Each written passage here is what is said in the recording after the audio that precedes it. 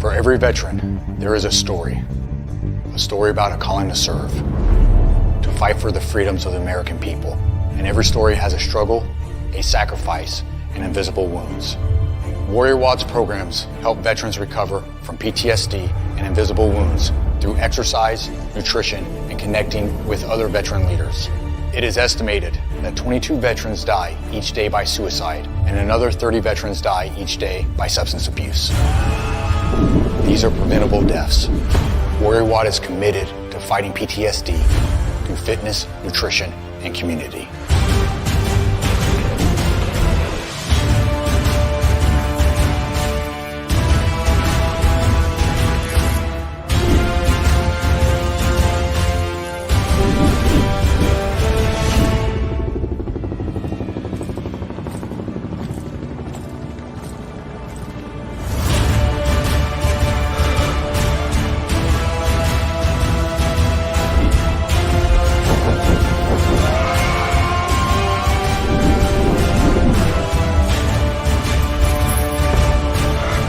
Got the privilege and opportunity to support our heroes in their time of need. Will you join us and take action?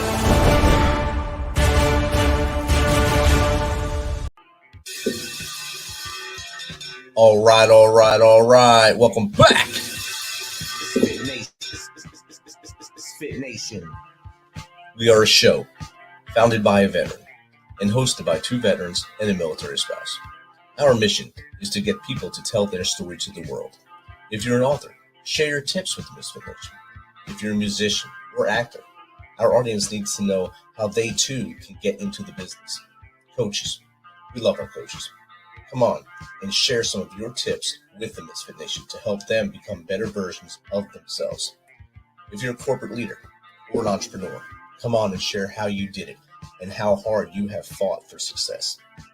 If you're a veteran, first responder, or Gold Star family, we would love to have you come on and just share your story with the MisFitNation. We always have time for you. If you're feeling down, alone, or starting to see the darkness, stop.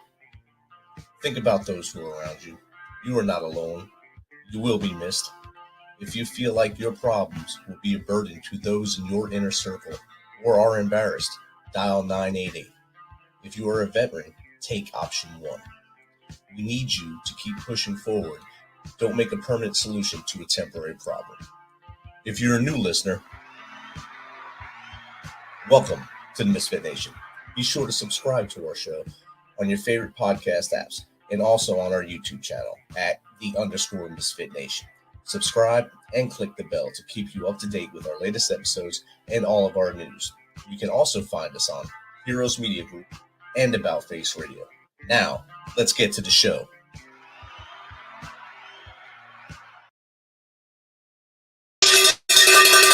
All right. Welcome to our Sunday evening show. We are live tonight back in Clarksville, Tennessee, before we go back on the road again. We'll be up in the greater DC area this week for 2 shows and then back home for the last 2 shows of the year. Tonight we have a good one, but before we get to that, we'll pause and we'll pay respects to another person that has joined the 22, Staff Sergeant Daniel Mata of the United States Marine Corps. We lost him this weekend. So keep him, his family, and your thoughts, his family and friends, and your thoughts and prayers. And to Valhalla, Sergeant Mata. But tonight we have a good one. Our guest is a combat veteran with 11 years of service in the United States Army. He is also a serial entrepreneur who brings significant expertise in marketing, IT, and project management. He currently runs and operates a marketing company, No Limits Marketing Group, founded to help small businesses survive the pandemic. It uses a combination of modern marketing techniques coupled with non-lethal targeting framework learned within the military to provide clients with winning strategies. He is also a founding member of a veteran nonprofit called Vet Rally for the Troops, now part of Racing for Heroes, and has worked on other veteran-based projects. So without further ado, let's welcome Will Yeske to the MisFitNation. Welcome, Will. What's going on, my man? How you doing, brother? And like I said, and just before we went live, I we know had the you aha threw that moment. on me. We had the aha moment that we both were in the same place, just a year apart from each other, or probably overlapped each other a little bit.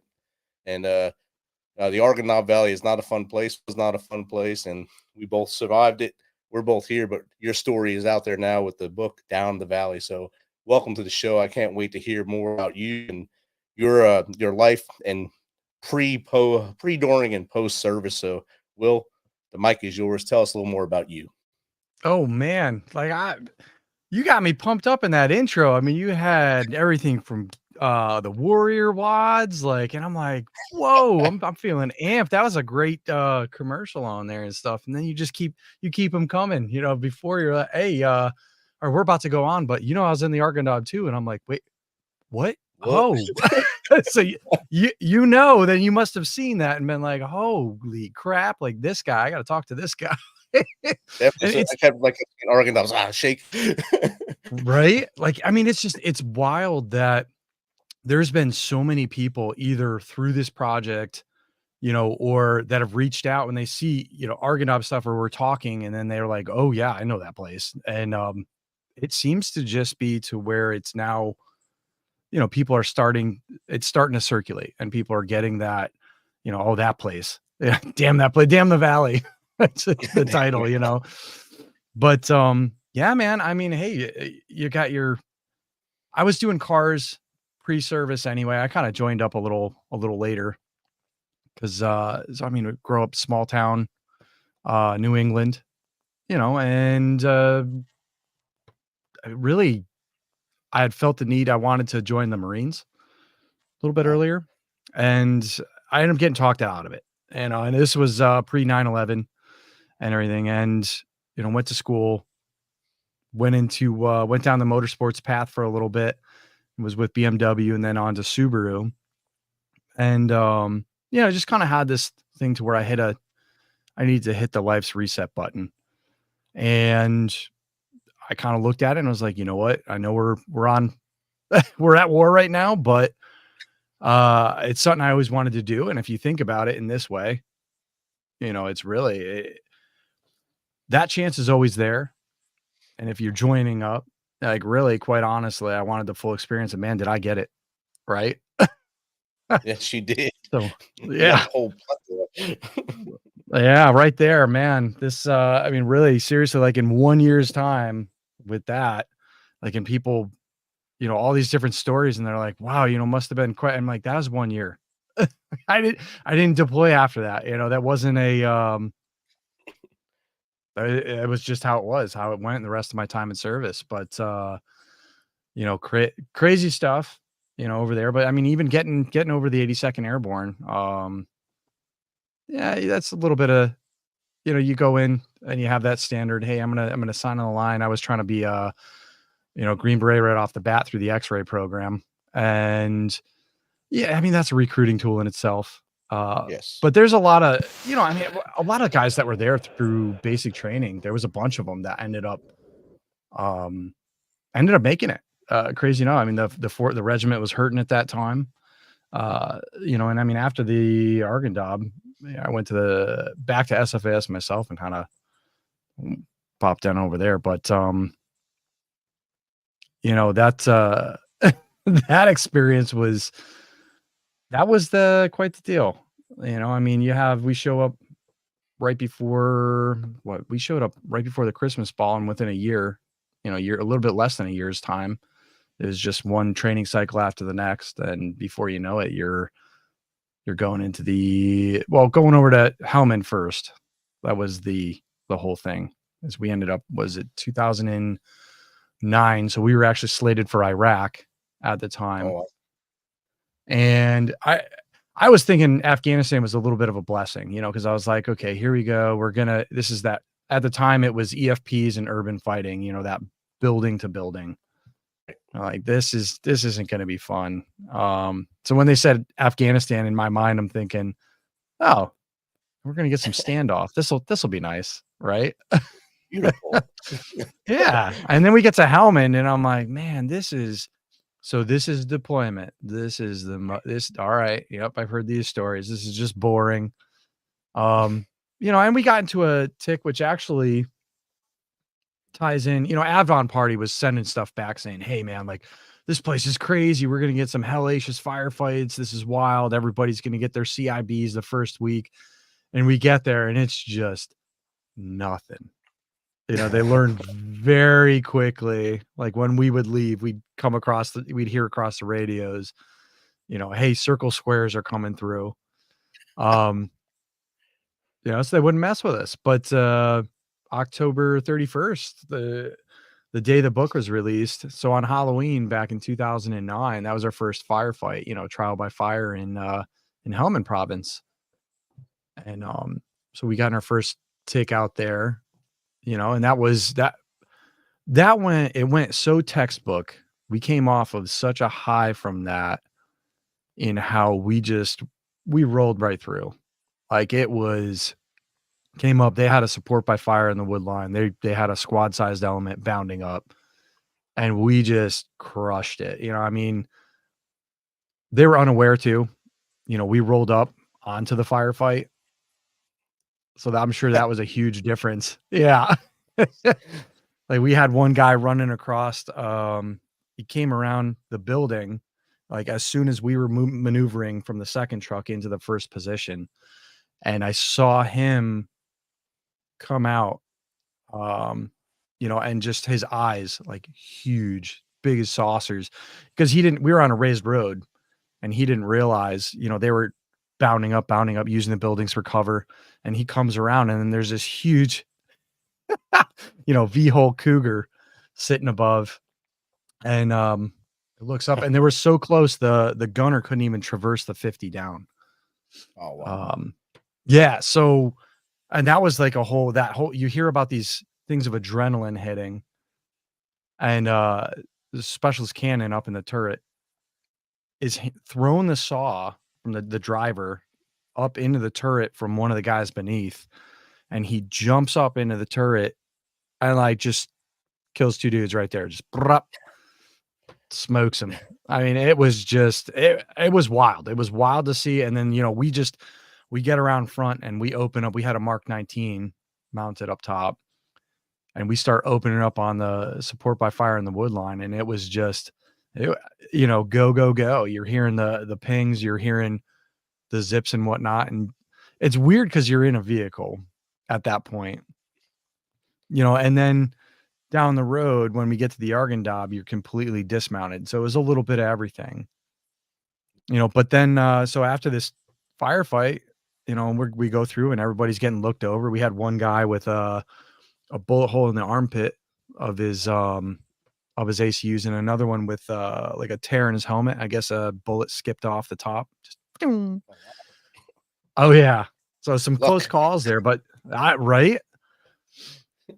But everybody was fine, except for the Taliban. We rolled up and we rolled back through Lashkar and the Brits were having a little Halloween party and it was just surreal, man. Like we are having some burgers and fries around a campfire with our counterparts, laughing about what we had just gotten into, what could have been a very different situation, but just hours prior. So it was, yeah, and then of course it goes down to where we didn't really have a particular mission over there. And that's when, Lieutenant Colonel Frank Genio and Command Sergeant Major Burt Puckett, they're trying to get us into the fight, like any good commander would. You got a bunch of hungry infantry paratroopers that are highly trained, and they're trying to get into it, but Helmand ain't the place for it. They were trying to get us into Marja is what it was. And the Marines didn't want us there. And the Brits, I think their exact words that were told to me was, we don't need a bunch of paras mucking about the battlefield. So it was, Marja was about to kick off and we were just like, all right. And he went to, so Lieutenant Colonel Genio went to, General Stanley McChrystal at the time, and it was like, hey, where are you guys going next? Like, what's the next push? Where can I get these guys into the fight? And it was, hey, we're surging into Kandahar next year. So I got a spot for you, and we replaced 5th ID strikers. Yeah. Right there in the Arghandab. And that was the start of it, man. That's, we went down there, we re-outfitted at Fob Walton, and that's where we got those UCP Deltas. So we got handed a different set of a camo. And I know if you were there, I don't know, did you guys ever get or were you just straight multicam by the time you got there? We mixed. So some of us were still in the beautiful ACUs, and then some were in multicams out there. So it's a mix. You look like a hodgepodge of people when you walk next to people, as everyone did something different on. Yeah. So you never got the ones with the brown, the affectionately known as the Shih Tzus? Not on that tour. The next year, 2012, I got them up in Kunar. Oh, okay. There must have still been some left over. Yeah. I know they were like, when I got wounded, that's what they gave me to go back to my base. Gotcha. Okay. Yeah. No, I know I had been told by some of the 101st guys they had gotten some of that stuff and whatnot. I know once we got multicam, the difference was night and day. The only good the ACUs were really for was if you put guys up on the OP. And I don't know whereabouts were you in the Arghandab there? So we were in right out, where Fob Wilson was. Okay. So right outside there, that whole area there, and then down to Hazi Madad. Okay. So we were, I'm trying to think, Wilson. You were east of us. I mean, we were east of you. South and east, probably. Yeah. Gotcha. Yeah, because that was so we started out. Well, what became Cop Johnston was kind of that was covering our butt from the main avenue there, and then we were pushed in with the main element to Cop Ware, and then just because of the tempo there, so we ended up establishing Cop Ware in the Valley early December. So when you establish something like that, oh man, especially with just like the side, like two platoon elements, like that was just, it was rough. Like we got in, well, we held it for a few days, so we went in expecting heavy resistance. There was nothing. It was like, hey, it's winter. Nobody's fighting. Okay. This is weird.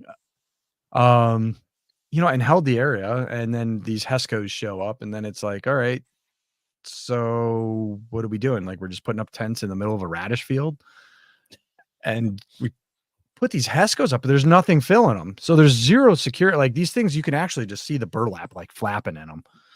And yeah, you got the tent set up, and we're like, I mean, there's even pictures and stuff. You could see them because it wasn't until after the first of the year. So over a month of these things not being filled. And the first IED we hit was Johnston, and that was day after Christmas. Ooh, you just cut out, Rich. You still got me? Yeah, I didn't hear what you said there. I didn't say anything when you said you just cut out. I hadn't said anything yet.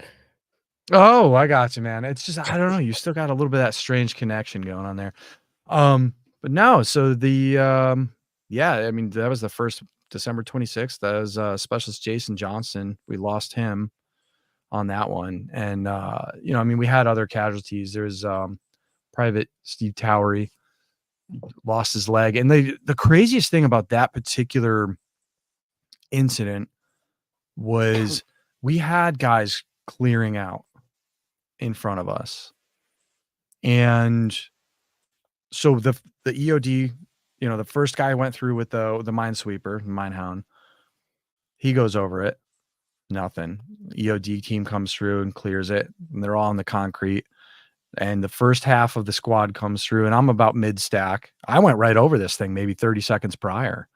Wow. And yeah, man. And then B team is coming in, and it must have just been because of the way we moved and stuff. We knew, and we tried staying in everyone's footsteps. and he must have just been the slightest bit off, because like, so after all the assessment and stuff was done, that initiator, there's no way we would have found the metal in there. Like, it was one of those like the Chinese hockey puck mines, to where like the only metal that's in it, it's like the size of a safety pin. And we were already battling, like there was high iron content in the soil. I mean, there was stuff to where it was breaking up our radio waves, to where you couldn't even, you had to have the long whip up for anything. Like, you wanted to call in anything. You know, it was, yeah, you know, I mean, you were out there. So, I mean, you know, on how it was just a weird area, to where it's almost like that black hole, you know, And this is, for those listening, this is a flat land. It's not mountains like like the movie Lone Survivor. They had no communications because of the mountains. Here it's basically a wide open desert, but just the mineral deposits and alien waste that's there just gets you. Oh, that must have been the area you were at. Cause so where we were at the base of, like, so Cop Ware was in the orchards at the base of the mountains that were across there. And we had right before Kandahar Pure. That's where you were. Yes. At that over to you. Yeah. So like we had two OP position. We had 165 and 160.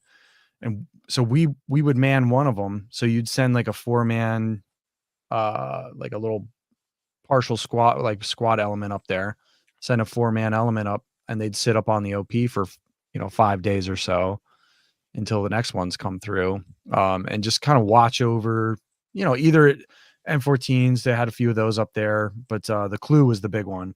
So you had a Javelin up there ready to go at any time, and they'd watch over. But it was crazy to see the orchards through there. We would have wildlife like coming after our patrols and stuff. They had a mountain lion like that. They literally crossed right in front of them on the OP. So there's a mountain lion just like skulking past. And then they had there was a patrol we were on, to where you hear the OP get on and they're like, "Hey guys, there's something tracking you. It looks like a jelly bean." Like, what are you talking about, man? Like, it looks like a jelly bean. And one of the other guys gets on there and he recognizes the shape. He's like, "Dude, that's a bear." Like, and we had this bear tracking our patrol, and they were just like, "Yo, stop movement. Let him go around." And so, and it was like, yeah, that's crazy stuff. Yeah, there was even an instance to where one of the, we had a dog on Cop Johnston. Somebody named him Bowser, and one of the guys was going in to use the guys made a makeshift outhouse out there, because there was nothing, and they did this plywood outhouse, and of course it's vented up top.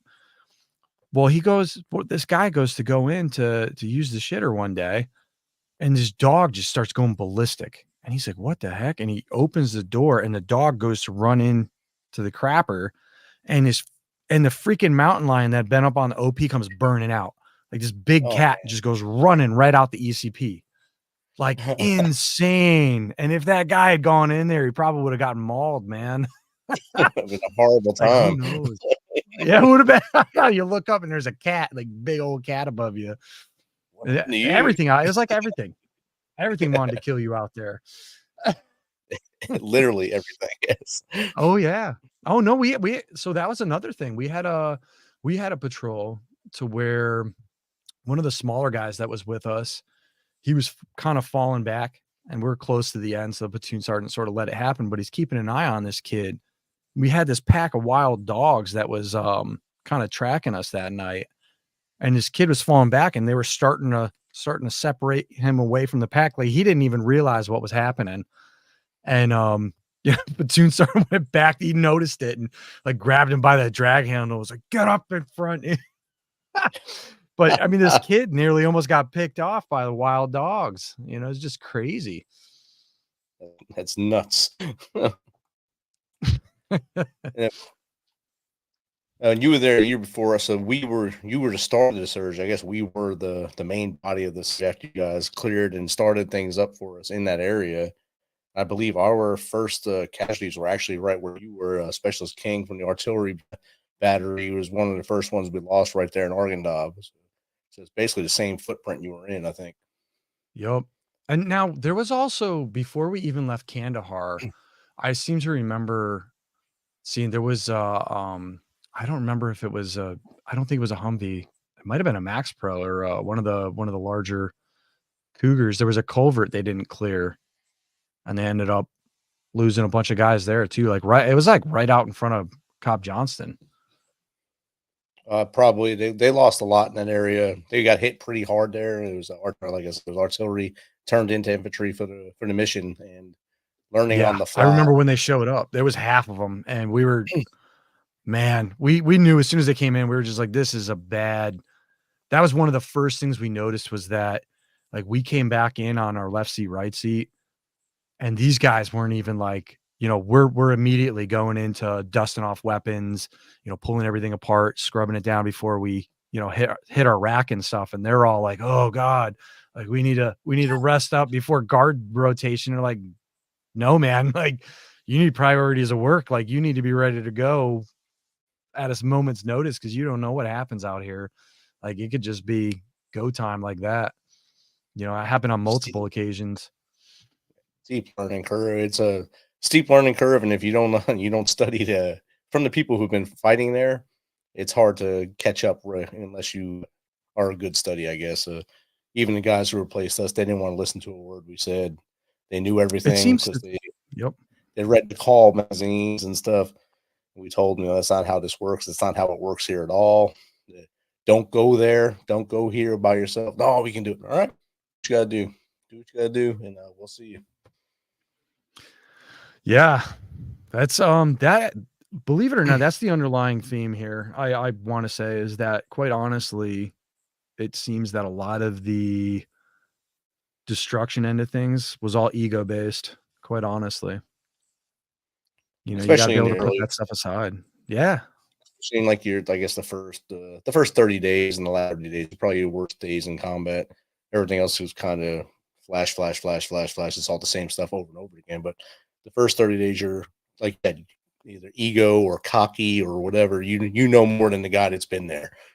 Okay, okay, James Bond, go ahead, do what you got to do. But learn from those who are there, and then follow what they say, and then maybe tweak it as you go, as you get comfortable. But do what they have done to be successful and come home before you. Yeah. Yup. Yeah. And that's really, I mean, that's part of kind of like the follow on projects and some of the stuff that I've been doing outside of there too, is like military and guys that have been in, we're really good at following instruction. Yep. That's like where, if it's like the side of an AT4, it's a kid could fire the dang thing, because the instructions are printed on it. But if you give us those frameworks, and that's part of what I did with the book stuff is like, I paid attention every step of the way. Okay. Like what's the pros and cons here? What have I learned here? Where should I be looking here? And taking notes down on there. And it's like, okay, all right, next guy that comes along. And we already have, once I announced everything and got a little bit down the road, one of the guys from, and I talk about it in the book, one of the guys from the element that was across the river from us, they started writing a book as well, and he's like flying around the country interviewing people. And, I'm like, man, that's awesome. And I was able to get him a sit down, or at least an introduction with the editor of the company that published this one, with Casemate. And that's really what it's all about, is helping each other out and propping each other up through this. I've kind of experienced both sides of it, and some of it, it's those gatekeepers and stuff, man. There's some of it just makes me super angry, when it's like, but then I have to stop and take that breath and go, all right, what are you learning right now? Is that how, like, cause at one point you might be at that level. So like, you have to think that someone else's might approach you in the same way. What's your reaction going to be like, or why is this happening right now? Is it because you don't have enough of a voice, or is it, or is this something else? What are they looking for? What's the lesson being taught at the time? What's the universe trying to teach you? And there's been so many things during this to where it's irrefutable. I mean, literally. So the cover on here This is a real picture from the scene of Cop Brunkhorst. So 2nd Platoon was out at the town of Diakache, staying out of one of the buildings there. We were so saturated that they split all the platoons apart. So, which is why this particular book comes from 1st Platoons. Yeah, because I mean, we literally operated in 3 separate. 1st Platoon was moved out to Cop Johnston because we had been out at Cop Ware and the workload was just so bad. So they're like, all right, let's give them a break, send them out to Johnston. And the plan was to like rotate 3rd back into over there too, so that they would get their turn. But it just ended up to where 2nd Platoon got pushed out to Diakache. And the scene on the front cover here is after a 1,000-pound V-bid was exploded and it flattened the compound that 2nd Platoon was in. I mean, guys buried alive. The U.S. troops that, got hit in that, there were no casualties, or at least there was no KIAs on our side. We had, like half of them got medevaced, a bunch of them came back after getting checked out and everything. But this was taken during the recovery of it, and someone saw the flag, underneath the rubble and stuff. And the guys were like, no, like that doesn't sit right, man. And they pulled it back out and hoisted it back over. But when this picture showed up, as I'm, starting to tell the guys and the word is starting to get out and stuff that I'm writing this thing, one of the guys, Brian Erickson, contacted me and he's like, hey man, like I actually have that flag. I recovered it from the battlefield when we left. Like, I have it at home. I'm like, what? And it took a little bit of time, like, and we kind of like searched around. First we called the unit and we're like, hey, do you want this maybe for the unit display case or something like that? It's a piece of the history. And we couldn't really get a hold of them. And it ended up to where it just ended up perfect to where the Airborne and Special Operations Museum was the first event for the book launch. And we just rolled everything into, so that flag got dedicated there along with a whole bunch of other artifacts from that particular deployment. The guys showed up in droves. I mean, all these pictures that you're seeing on the social media campaign, the Damn the Valley book, those are the guys. Like, I had 5 grainy Facebook pictures when the publisher was like, do you got pictures to give us for this thing? And I just said yes, because I knew that if I asked, like, the guys would we really did. We had something special there, quite honestly. The group of guys that's there, this would not have happened without them, for one, and they've been extremely supportive. Like, they've been through all of it. They've looked through all of it. We've gone back and forth. There's been multiple instances to where it's like you get those different views and stuff, but through it and through sharing these stories and like kind of reopening some of the traumas, because some of these guys didn't want to talk, and I was okay with that. But I was going to say, I think everybody but one of them actually ended up calling back, and eventually talking to me. There was one who was adamant about not he was ticked off, and I finally just explained to him, I'm like, hey man, look, like, I get it. And I understand what you're going through. Like, I am messing with your like foundation here. I get it. I'm not trying to do that. I want to present the story correctly, accurately and truthfully. And without your input, there's certain stuff that I can't get without you. And you know that. I'm like, let's just talk so it's right. Like, and I'll shoot you anything that, and again, we can go back and forth. And quite honestly, like, a lot of these first drafts that came back, there was barely anything that ever needed to get changed. Yeah. And the feedback from it has been incredible. It's just been to get some of the stuff back. And then, I mean, even more recently, the day before Veterans Day. So I couldn't be out to an event to where Sebastian Younger was speaking at the National Veterans Museum out in, I think it's Ohio. And I was like, man, that'd be a really cool event, but I'm speaking at the Airborne Museum tomorrow for my own book launch event. So, like, shut up, man, you got a cooler event to be at. But I got contacted by one of the Alpha Company guys, and we were talking back and forth, and he's like, yeah, I'm going to be at the event. And I'm like, dude, I know this is a lot, but could you try and get a copy to Younger? And he's like, oh yeah, like, not a problem. I don't think I can do it, but like, if I can, I'll hand it off to him. And, that night, or the night of the 10th, we were, in Fayetteville, kind of meeting some of the guys that showed up to this thing for dinner. And I get this picture with him holding the book up next to Younger wearing an old Two Fury shirt. And I'm like, dude, man, you guys, incredible. Just, and I think that would probably be the biggest takeaway from this whole project is like, you could, but you really can't do it alone. If you want something to really shine through and to be the best version of what you can offer, it's got to be a collaboration with the other guys, man. And that's what it's been every step of the way. I mean, I've had everything from people helping me out with making commercials from voiceovers that were like, hey, use this script and and we'll make you a voiceover. And it's like just blown away with the amount of support and the people that come out to, endorse the book on that end and stuff. It's been incredible. And it's been a wild ride. It's been good. It's a good ride, dude, definitely. And you bring up Sebastian Younger, you bring up in the same light, you say it takes the village basically to get something going. He wrote a great book called Tribe, and it's exactly what about right here. And it's based on his interactions around the world, but more specifically Afghanistan, where you learn a lot about tribal life and things like that. And that's what we need. And it takes everyone working together to make things successful. And you learn that in the military. You learn to rely on that person to right and left. And for you guys, your platoon, that became your real family. I mean, you have your blood family, but that family that you fought right next to you for all that time, that's your family forever. Oh yeah. And it's just a different, like, I mean,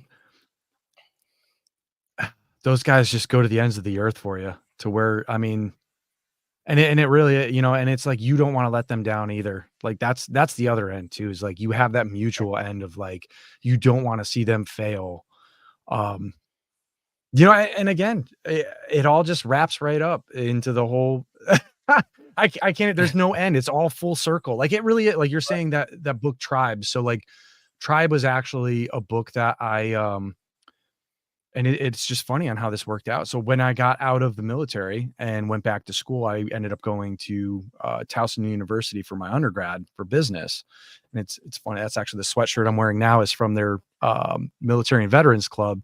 Well, I spoke there on Thursday. Okay. So I got to speak to some of the guys there, and it was really good to see, because that military and vet center has come such a long way in the 4 or 5 years since like I've been at that school. I kind of like started beating on their door because I was like, hey, like, let's get these guys together and like, let's get them in one spot and everything. And what I didn't realize is there'd been so much work done behind the scenes by the guy that showed up as I was leaving to really build that community within there. And it brought me to tears, to see how these guys showed up. And I was like, man, like, it ended up being more for me, Right. which is funny. Weird how that worked out. Aha moments there. Yeah. So I mean, that's good. Yeah. I was down in cool. Murfreesboro, Tennessee, I don't know, I guess a month and a half ago. And the head of the military department there for Middle Tennessee State University came in. And he's a retired general. I'm sorry. And he was talking to us, and he said he doesn't go by general. He just goes by whatever his first name is. And people ask him to do this, this, and this. He said, no. You ask the cadets, the guys that are trying to get through military science, they're the ones you talk to. And these young veterans that are coming to the center, they're the ones you talk to. And then if there's a problem, to me, and we'll fix it. We'll fix it. Not I'll fix it. We'll fix it. And the center is just booming. They do everything for the community. They have a community. It's great. If I was living closer there, I'd go there every day.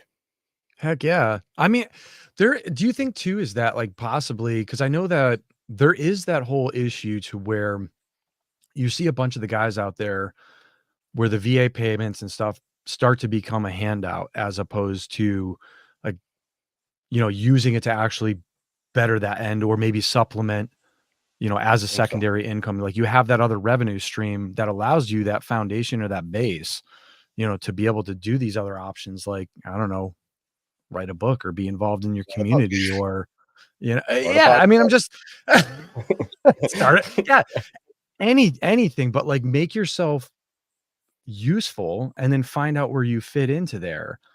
And I know it's just you learning along the way, because I know I have a bit of that myself, and I'm starting to see that end of it. Um, but it is, send me kind of thing. It's been great. Right now, audience right now, Willis is on here. He's from Homefront Sit Rep, another podcast. It's up out of Kentucky. Yeah. I've been on his show. He's been on my show, and I kind of took him under my wing, mentored him a little bit, just because I know, like you said earlier, we all need to push each other up. Yes. And his is blown up. It's doing great. He started a roundtable we do, and we do a roundtable once a month now. We get a group of veterans to get on and talk about veteran issues. And we did Dude, this that's last. awesome. We sat and we sit there. Of course, we talk trash to each other first, then you get Oh, to yeah. focus the group. You got to do it. And if That's there's a how we Marine, do things. if there's a Marine in there, you throw some crayons out there, you do stuff like that, and everything works out in the end. But it's a great thing he's doing, and he's actually doing great things, and I'm proud of everything he's doing, and I can't wait to see where we all go next. That is awesome. That is so like, and now, like, how big's the group, like the round table here? This last one, I think we had 6 on it, and we'll rotate people, and we had actual 2 guests on this one. That's awesome. It was pretty cool this time to just bring some expertise in there.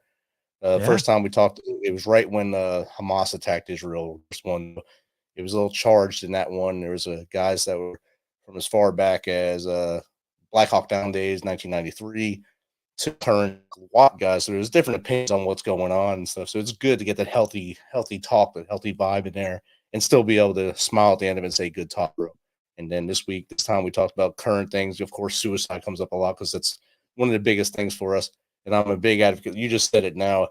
There's the handout. I like to give a hand up. I like to give our fellow veterans a hand up, not a handout, because that makes them not rely upon you except for advice.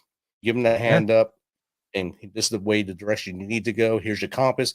Here's your map, and have a good time. And we'll be back to check on you later. Yeah. Yeah. No, exactly. Like that teach a man to fish versus same deal. Yes. Yes. And No, Willis that's is on right awesome, now. man. He said, "That's a hand up, not a handout." So. Absolutely. No, that's it is. He'll probably reach out to you to get you on his show too. I'm all about it, man. No, that's honestly, that's been, and that was one of the biggest things, like with the publisher and stuff.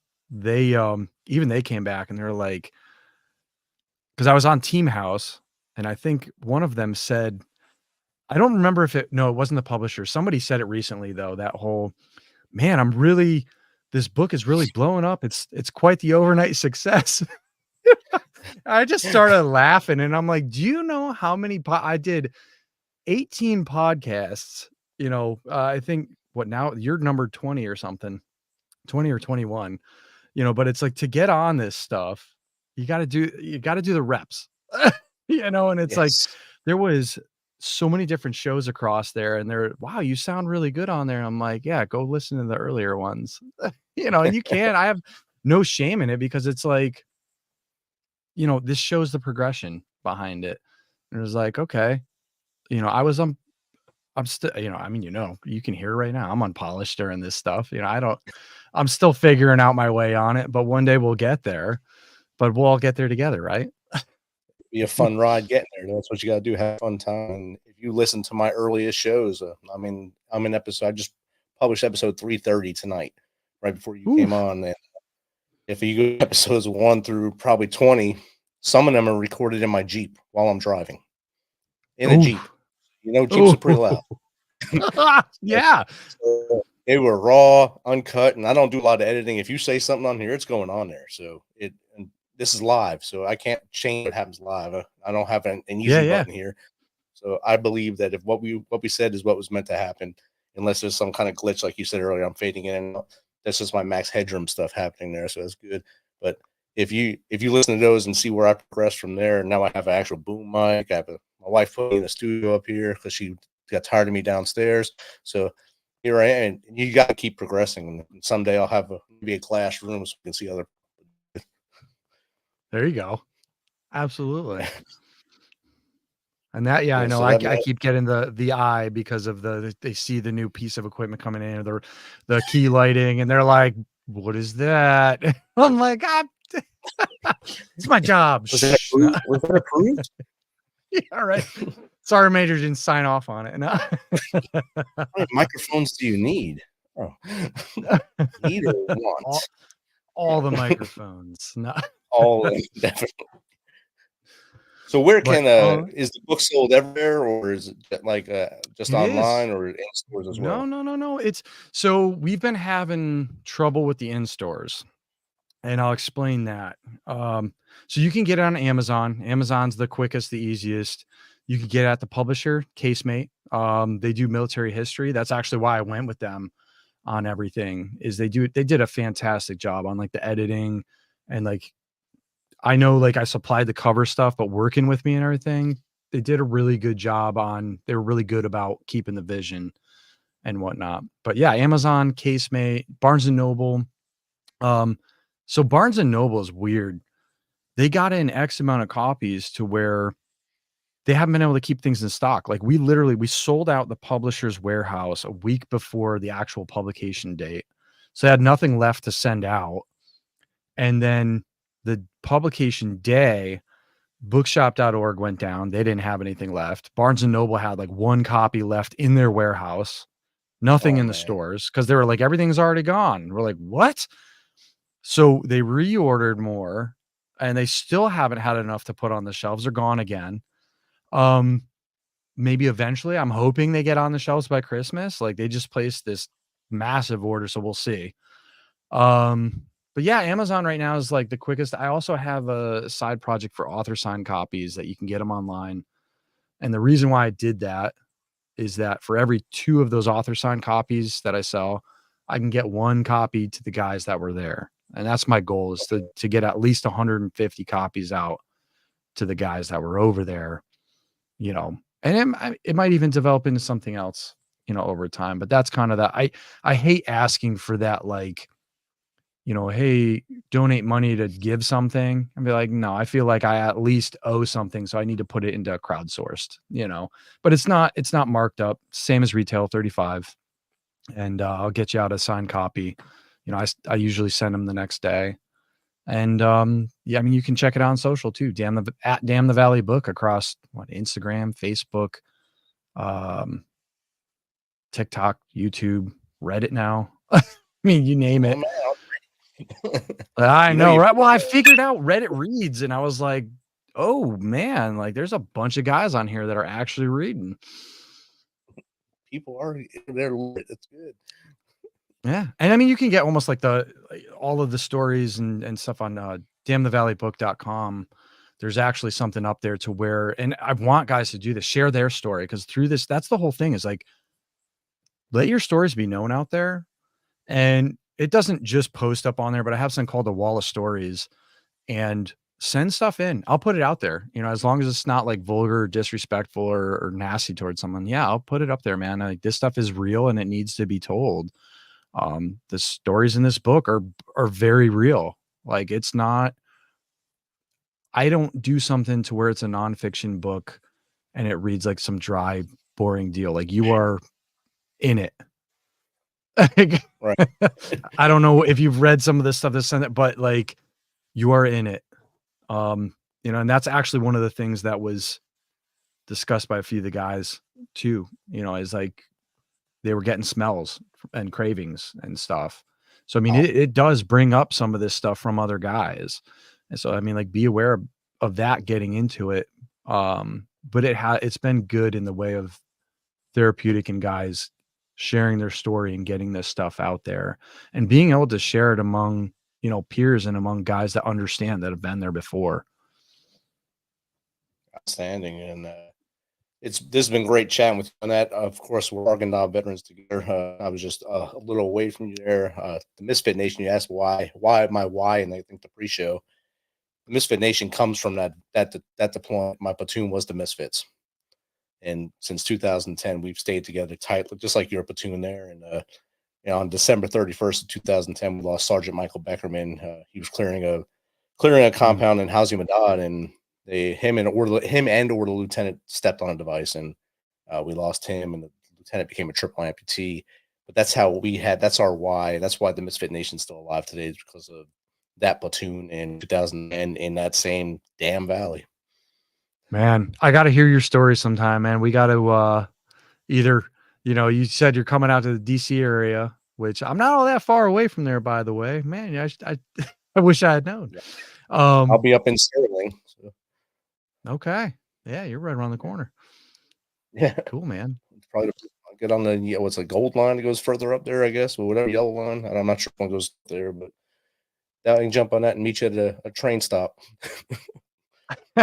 There you go.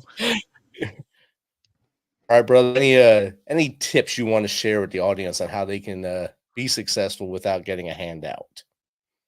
That's too easy, man. Like, honestly, it's never about you in that. It's all by, with, and through. Like, that's 100%. It's never, if it's based about you or your lone dog in it, you're that lone wolf. You're going to have a lot harder of a time.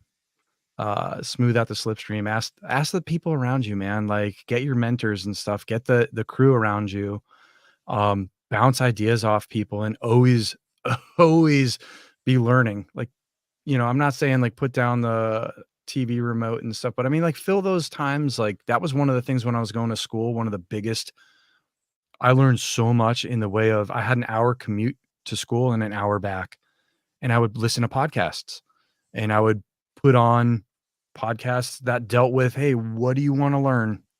Like, where do you want to base this? And it's an hour learning in and an hour learning back, instead of music and stuff like that. And I would just take from that and then reflect on it. And honestly, I probably learned more in those hours than I did in some of those classes that I went to, quite honestly. Guarantee it. Especially we're enjoying it. So. Yeah, exactly.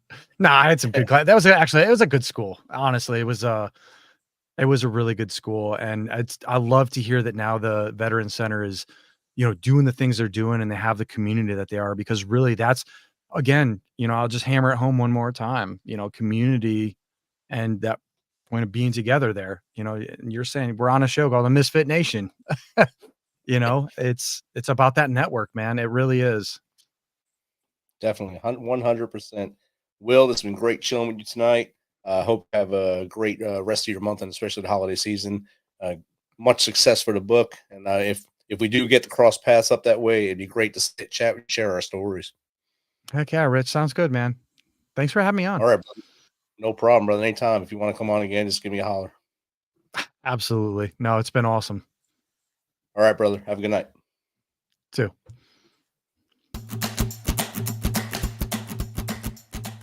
This message is from the U.S. Department of Veterans Affairs. Did you serve in the military? If so, you can obtain a free lifetime pass to more than 2,000 federal recreation sites. These sites are located across more than 400 million acres of public lands, including national parks, wildlife refuges, and forests.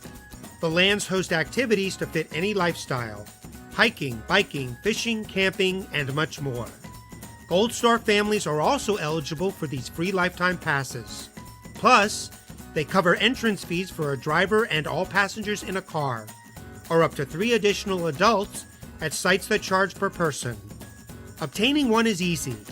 Just go to the National Park Service website, nps.gov, or the National Park Service app.